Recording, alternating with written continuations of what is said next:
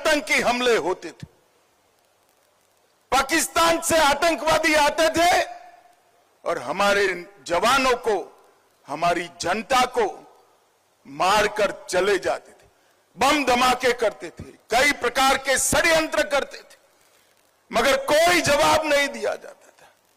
नरेंद्र मोदी जी ने जब से शपथ ली तब से 3 बड़े हमले हुए। पहला हमला उरी में हुआ, दूसरा हमला पुलवामा में हुआ और तीसरा हमला अभी अभी पहलगांव में करने का दुस्साहस पाकिस्तान प्रेरित आतंकवादियों ने किया। मगर मित्रों, मोदी जी ने हर हमले का जवाब इतनी मक्कमता से दिया है कि आज पूरी दुनिया आश्चर्यचकित होकर देख रही है और पाकिस्तान भयभीत होकर उसका अनुभव कर रहा है। जब उरी में हमला हुआ, सर्जिकल स्ट्राइक कर एक प्रतीकात्मक जवाब दिया गया। पुलवामा में हमला हुआ, एयर स्ट्राइक कर चेतावनी दी गई, मगर ये सुधरे नहीं। पहलगांव में हमला किया, इस बार ऑपरेशन सिंदूर से उनके हेडक्वार्टर्स को नेस्त नाबूद कर रख दिया। और दुनिया भर के सुरक्षा से जुड़े हुए पंडित ऑपरेशन सिंदूर का जब एनालिसिस करने लगते हैं तो आश्चर्यचकित हो जाते हैं। मित्रों, आज मैं बड़े गर्व से कहने आया हूं, पहलगांव के हमले का बदला जैसे मोहम्मद और लश्कर-ए तोयबा के हेडक्वार्टर को जमीन दोस्त कर मिट्टी में मिलाकर लिया गया। पाकिस्तानी आतंकवादियों ने हमारे नागरिकों पर, हमारे यात्रियों पर, निहत्थे लोगों का धर्म पूछकर, परिवारों के सामने, बच्चों के सामने कायराना हत्या की, नृशंस हत्या की। और भारत ने जवाब तो जरूर दिया, मगर जवाब भी भारत के संस्कार के हिसाब से दिया।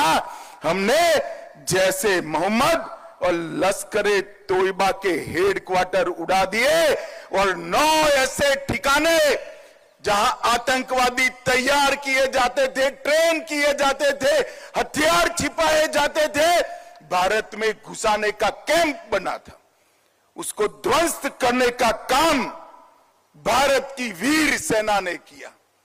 और पीओके में मुजफ्फराबाद, कोटली, भावलपुर, मुरीद के पाकिस्तान की सीमा में 100 किलोमीटर अंदर जाकर हमारी सेना ने आतंकवादियों को जवाब देने का काम किया है।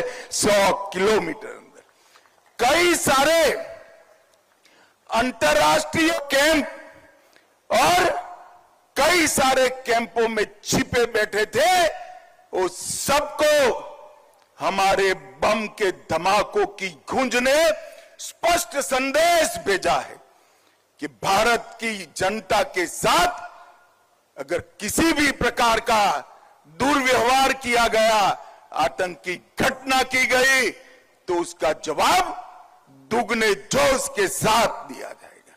और मित्रों, जब हमने सिर्फ आतंकी हमलों पर ही, आतंकी अड्डों पर ही हमला किया था, फिर भी 8 तारीख को पाकिस्तान की सेना ने हमारी निर्दोष जनता पर कच्छ से लेकर कश्मीर तक पूरी पश्चिमी सीमा पर हमला करने का दुस्साहस किया।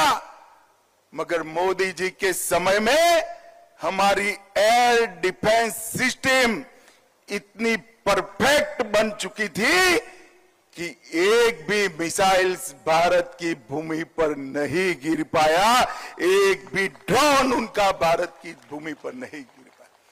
100 से ज्यादा दुर्दांत आतंकवादियों को समाप्त करने के बाद जब एक भी हमला भारत को नुकसान पहुंचाने के में सफल नहीं हुआ, पाकिस्तान की सेना अभी सोचती ही थी।